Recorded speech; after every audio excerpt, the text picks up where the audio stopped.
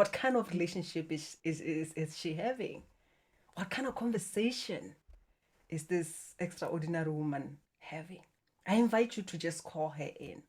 You may journal about it later, but you get to step in there and look at the chair that she's sitting on. What is her throne? Because when you're talking about an extraordinary woman, we're talking about a queen, somebody who has a queendom to run. And how are you relating with your people when you step into this, who you are in truth? And when you're talking about a mental and emotional state, what mental and emotional state is she in? We're talking about the death. And when I was given this, I was laughing because I felt like this is crazy. Because it's desires and then emotions. Are you in alignment with your soul desires? Or you've turned your back on your soul desires? You are chasing something that you are not. You are chasing something that doesn't turn you on. Right?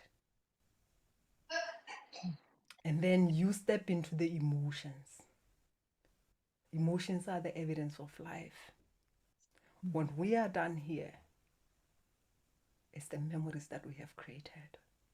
It's how much we laughed and how much we cried. Because at times we cry, and it's those tears that at times we'll remember when you look back and say, I had a great time.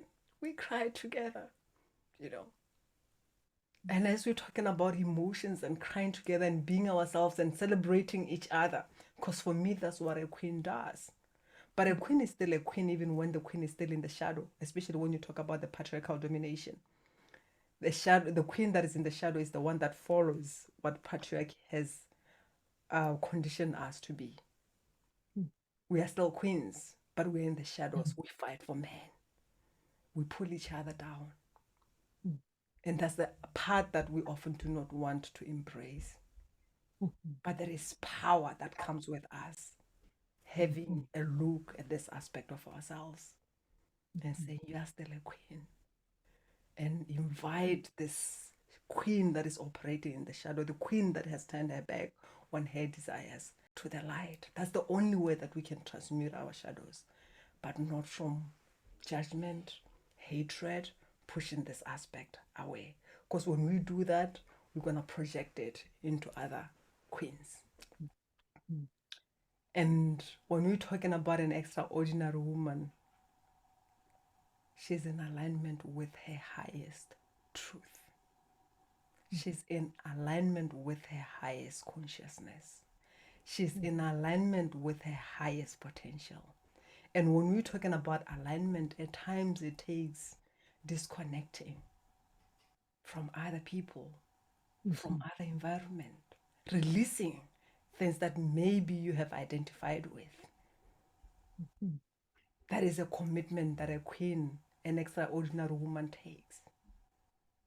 And you make a command to release anyone and everyone and everything that is not in alignment with your highest truth, your highest consciousness, and your highest potential. And at times it can go to an extent of you letting go or disconnecting from the ancestral lineages, vows, contracts. Because at times we bond in misery.